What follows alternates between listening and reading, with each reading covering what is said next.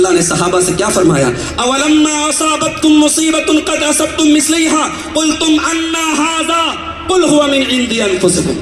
اے نبی اپنے صحابہ سے کہہ دیجئے کہ آج جب تمہیں یہ مصیبت آئی ہے، تمہارے اوپر یہ پریشانی آئی ہے، تو تمہیں یہ سوال کرتے ہو یہ مصیبت کہاں سے آ گئی؟ اے نبی ان سے کہہ دو من عند انفسکم کہ اے میرے نبی کے صحابہ، اے میرے نبی کے ساتھیوں، تم غور کرو کہ تم سے کہاں کوتاہی ہوئی ہے۔ میرے بھائیوں، اس ملک میں ہم نے برسا برس بڑی عظمت و شان و شوکت کی زندگی گزاری ہے۔ اگر آج ہم پریشانیوں اور مایوسیوں کے شکار ہیں، ہم اپنے آپ پر غور کریں، ہم اپنے آپ پر غور کریں کہ پانی کہاں مر رہا ہے، کمی کہاں ہے، کوتاہی کہاں ہے۔ قرآن کہتا ہے وَمَا أَصَابَكُم مِّن مُّصِيبَةٍ فَبِمَا كَسَبَتْ أَيْدِيكُم، تمہارے اوپر جو بھی مصیبتیں آتی ہیں وہ تمہارے اپنے کرتوتوں کا نتیجہ ہوتی ہیں۔ آج ملت کے حالات جب ہم دیکھتے ہیں میرے بھائیوں، ہمیں افسوس ہوتا ہے بڑی تعداد میں ایسی نوجوان نسل بھی تیار ہو رہی ہے جو بظاہر تو مسلمان ہے، اس کا نام تو مسلمان ہے، اس کے ٹائٹل میں اسلامی نام لگا ہوا ہے، مگر اس کا باطن کھوکھلا ہے، اس کی روح اور اس کی ذہنیت اور اس کی مینٹیلٹی آج ارتداد کے شکار ہو چکی ہے۔ کتنے نوجوان ہیں، کتنے مرد ہیں، کتنی خواتین ہیں کہ دین اسلام کے شاعر سے انہیں چڑ ہے، انہیں پردے سے نفرت ہے، انہیں علماء سے بیر ہے، انہیں آج دین کی بنیادی باتوں سے انہیں الرجی ہے۔ ایک ایسی نوجوان نسل ہمارے سامنے تیار ہو رہی ہے میرے بھائی۔ یاد رکھو میرے بھائی، ہم گناہ کر کے اللہ کو راضی نہیں کر سکتے، ہم گناہوں کے ذریعے اور اللہ کی نافرمانیوں کے ذریعے ہم زندگی میں خوشی نہیں پا سکتے۔ میرا رب قرآن میں کہتا ہے ظہر الفساد فی البر والبحر بما کسبت ایدی الناس، خشکی اور تری میں جہاں بھی تمہیں فساد نظر آ رہا ہے، جہاں بھی بگاڑ نظر آ رہا ہے، وہ لوگوں کے اپنے کرتوتوں اور اپنی بدعمالیوں کا نتیجہ ہے۔ میرے بھائی توبہ اور استغفار کا راستہ اپناؤ، اپنے آپ پر ہم غور کریں اور ہم سے جہاں کوتاہیاں ہو رہی ہیں ہم توبہ کریں، اللہ کی طرف پلٹیں، اللہ سے معافی مانگیں، اللہ ہمارے غموں کا علاج فرما دے گا، اللہ ہمارے غموں کا مداوع فرما دے گا۔ فَقُلْتُ اسْتَغْفِرُوا رَبَّكُمْ إِنَّهُ كَانَ غَفَّارًا يُرْسِلِ السَّمَاءَ عَلَيْكُمْ مِدْرَارًا وَيُمْدِدْكُمْ بِأَمْوَالٍ وَبَنِينَ وَيَجْعَلْ لَكُمْ جَنَّاتٍ وَيَجْعَلْ لَكُمْ أَنْهَارًا۔ حضرت نوح علیہ السلام نے اپنی قوم سے کہا تھا کہ اے میری قوم کے لوگوں اللہ سے استغفار کرو، اللہ تمہیں ہر قسم کی تکلیف سے، قحط سالی سے اور اسی طریقے سے بہت ساری پریشانیوں سے اللہ تمہیں نجات دے گا، تمہارے مال میں برکت دے گا، تمہیں اولاد عطا کرے گا، تمہارے باغات میں برکت دے گا، تم پر آسمان سے بارش نازل برسائے گا۔ میرے بھائیوں، آج ہمیں اور آپ کو توبہ اور استغفار کا راستہ اپنانے کی ضرورت ہے۔ اور آگے بڑھیے، اسلام غم کے علاج کے تعلق سے ایک اور رہنمائی کرتا ہے۔ اگر ہم یہ چاہتے ہیں ہماری زندگی سے رنج و غم کے بادل چھٹ جائیں، اللہ کو کثرت سے یاد کریں، اللہ کا ذکر کریں، اپنی ہر مشکل میں اللہ کو یاد رکھیں اور مشکل کے ساتھ ساتھ اپنے اچھے وقت میں بھی اللہ کو یاد کریں۔ اللہ تعالیٰ قرآن میں کہتا ہے فَاذْكُرُونِي أَذْكُرْكُمْ، میرے بندوں میرا ذکر کیا کرو، مجھے یاد رکھا کرو، میں تمہیں یاد رکھوں گا۔ اللہ کے ذکر سے ایک مومن کے دل کو سکون ملتا ہے۔ الذین آمنوا وتطمئن قلوبهم بذکر اللہ الا بذکر اللہ تطمئن القلوب، ایمان والوں کے دلوں کو اللہ کے ذکر سے اطمینان ملتا ہے۔ اتنی کثرت سے اللہ کا ذکر کرو کہ اللہ فرشتوں کی مجلس میں ہمارا اور آپ کا ذکر کرے۔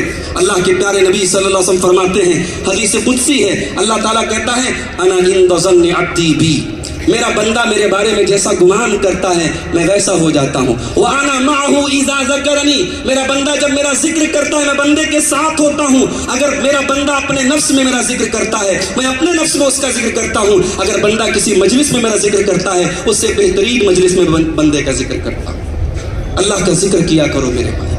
ایک مومن کے لیے احساس بہت بڑی نعمت ہے کہ اللہ میرے ساتھ ہے، اور جب یہ احساس ایک مومن کو ہوتا ہے وہ اللہ بڑی بڑی مصیبتیں اس کے لیے آسان ہو جاتی ہیں۔ اپنے پیارے نبی کی سیرت اٹھاؤ میرے بھائیوں، وہ منظر یاد کرو، ہجرت کی رات کا وہ منظر، ہجرت کے موقع کا وہ منظر جب اللہ کے پیارے نبی صلی اللہ علیہ وسلم اپنے یار غار کے ساتھ غار ثور میں تھے اور دشمن بالکل غار ثور کے قریب پہنچ چکا تھا، اور حضرت ابوبکر صدیق نے بڑے خوف بھرے لہجے میں کہا تھا کہ اے اللہ کے نبی لو نظر احدهم تحت قدمیہ لابصرنا، اگر انہوں نے ذرا سا نیچے دیکھ لیا تو ہم پکڑ لیے جائیں گے۔ بڑا نازک وقت تھا، اللہ کے رسول کو زندگی کی حالت میں یا وفات کی حالت میں پکڑنے کے لیے مشرکین بے تاب تھے۔ اس نازک گھڑی میں اللہ کے نبی نے کیا کہا تھا؟ قرآن بیان کرتا ہے اذ یقول لصاحبہ لا تحزن ان اللہ معنا. یاد کرو جب میرا نبی اپنے ساتھی سے کہہ رہا تھا، اپنے دوست ابو بکر سے کہہ رہا تھا لا تحزن کہ اے ابو بکر غم نہ کرو، ان اللہ معنا، اللہ ہمارے ساتھ. یہ بہت بڑی چیز ہے ایک مومن کے لیے میرے بھائی. ایک مومن اس احساس سے لبریز ہوتا ہے اللہ ہمارے ساتھ ہے، وہ مومن بھی بکھرنے نہیں دیتا، کبھی مومن کو ڈپریشن کا شکار ہونے نہیں دیتا. ایک مومن اسی لیے جو سچا مومن ہوتا ہے وہ کبھی خودکشی نہیں کرتا، وہ کبھی سوسائڈ نہیں کرتا، وہ کبھی حالات سے ہارتا نہیں ہے. اس کی زندگی کا نعرہ یہ ہوتا ہے، اس کی زندگی کا سلوگن یہ ہوتا ہے ان اللہ معنا، میرا رب میرے ساتھ ہے، میرا اللہ میرے. ایک اور واقعہ تاریخ کا دیکھو میرے بھائی. موسیٰ علیہ السلام بنی اسرائیل کو لے کر کے جا رہے ہیں، فرعون اپنے لاؤ لشکر کو لے کر کے پیچھا کر رہا ہے اور سامنے دریائے قلزم ہے، سامنے دریائے قلزم ہے، پیچھے فرعون کا لشکر ہے. موسیٰ علیہ السلام ساتھی کہتے انا لمدرکون، دیا اب تو ہم پکڑ لیے جائیں گے، اب ہمارے پاس کوئی اور راستہ نہیں ہے. قال کلا ان معی ربی سیہدین. موسیٰ علیہ السلام نے بڑے سکون سے کہا، بڑے اطمینان سے کہا میرا رب میرے ساتھ ہے، وہ ضرور کوئی نہ کوئی راستہ نکالے گا.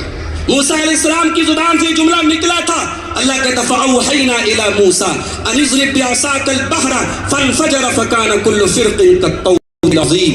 اللہ نے موسیٰ سے کہا اے موسیٰ اپنے عصا کو اس پانی کے اوپر مارو. دریا کے پانی پر موسیٰ نے اپنے عصا کو مارا. دنیا میں لاٹھیاں بہت تھیں، دنیا میں عصا بہت تھے، مگر اس عصا کو اللہ کے سے مارا گیا تھا. موسیٰ نے اس عصا کو پانی پر مارا، پانی پھٹ گیا، پانی کے بیچ میں ایک راستہ بن گیا. آپ نے پانی کے اوپر برج دیکھا ہوگا، پانی کے اوپر پل دیکھا ہوگا. یہ پانی دونوں طرف سے تھم گیا اور پانی کے بیچ سے تھا اور بنی اسرائیل کے راستہ بن گیا اور پانی پہاڑوں کی طرح دونوں طرف کھڑا ہو گیا. اللہ پر توکل کرنا چاہیے میرے بھائی. ہمیں ہمیشہ اس احساس کو ہمیشہ اپنے دل میں زندہ رکھنا چاہیے کہ اگر ہم اللہ والے ہیں، اگر ہم اللہ کے ماننے والے ہیں، اللہ ہمارے ساتھ ہے. حضرت یونس علیہ السلام کو دیکھو میرے بھائی.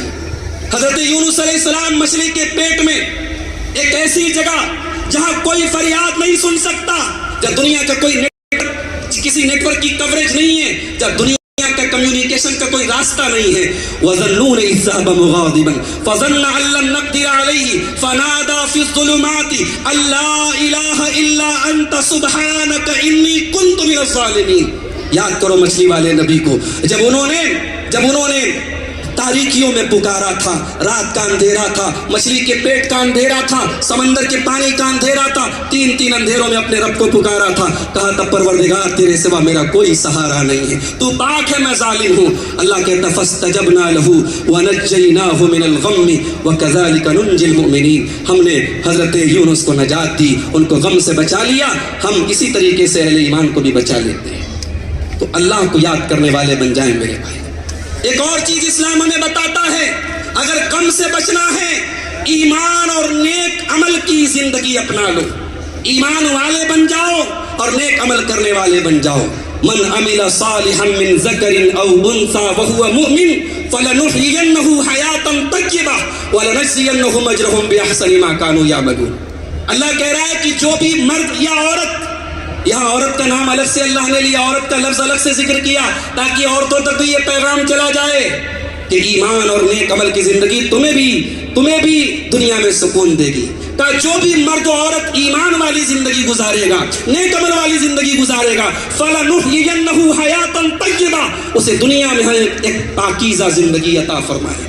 میرے بھائیو، بڑے بڑے سیلیبریٹیز کو دیکھ لیجئے، بالی ووڈ کے بڑے بڑے اداکاروں اور اداکاراؤں کو دیکھ لیجئے، جن کی زندگی میں پیسے کی کمی نہیں، جن کی زندگی میں شہرت کی کمی نہیں، جن کی زندگیوں میں گلیمر کی کمی نہیں، مگر 20 برس کے بعد اس الزام پر شادیاں ٹوٹتی ہیں کہ شوہر بیوی کے ساتھ وفادار نہیں، بیوی شوہر کے ساتھ وفادار نہیں. وہاں دولت ہے، وہاں شہرت ہے، وہاں سب کچھ ہے، لیکن نہیں ہے تو ایمان نہیں ہے، نہیں ہے تو عمل صالح نہیں ہے، نہیں ہے تو دینداری نہیں ہے. میرے بھائی، ایمان اور عمل صالح کی زندگی آپ کو دنیا میں بھی چین عطا فرمائے گی. یہ رب کی گارنٹی ہے، یہ اللہ کی گارنٹی ہے. اللہ کہہ رہا ہے کہ فَلَنُحْيِيَنَّهُ حَيَاةً طَيِّبَةً، ہم اسے دنیا میں ایک پاکیزہ زندگی دیں گے اور آخرت میں بھی بہترین بدلہ عطا فرمائیں گے.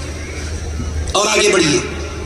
ایک مومن کو یہ پتا ہوتا ہے زندگی میں اگر ایک کانٹا بھی چبھے گا اور میں مومن ہوں، میں ایمان والا ہوں، میں رب پر ایمان رکھتا ہوں، اس کانٹے کی چبھن کی جو تکلیف مجھے ہوئی ہے اس پر مجھے اللہ کے اجر و ثواب ملے گا، اس پر بھی میرے کچھ گناہوں کا کفارہ وہ تکلیف بن جائے گی۔ یہ احساس بھی ہمارے غموں کو دور کرتا ہے۔ اللہ کے پیارے نبی صلی اللہ علیہ وسلم فرماتے ہیں، صحیح بخاری اور صحیح مسلم کی روایت ہے، ما یصیب المسلم من نصب ولا وصب ولا ہم ولا حزن ولا اذن ولا غم حتى الشوكة يشاقها الا كفر الله بها خطاياها۔ مومن کو جو بھی تکلیف پہنچتی ہے، مومن کو جو بھی غم پہنچتا ہے، حتیٰ کہ کانٹا بھی اگر مومن کو چبھتا ہے وہ اس کے گناہوں کا کفارہ بنتا ہے۔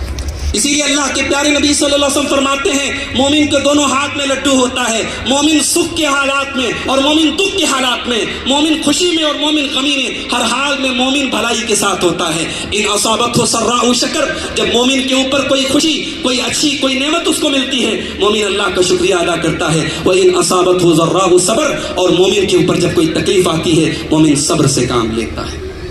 میرے پیارے بھائیوں، اسلام رنج و غم کے علاج میں ایک اور چیز ہمیں بتاتا ہے، اور وہ یہ ہے کہ جب ہمیں زندگی میں ٹینشن آئے، جب کوئی غم آئے، تو ہم موت کو یاد کر لیا کریں۔ ہم یاد کر لیں جب دنیا سے چلے جائیں گے، بہت غم ہے، بہت ٹینشن ہے، لیکن موت بھی تو آنی ہے نا، ایک دن یہ ٹینشن موت سے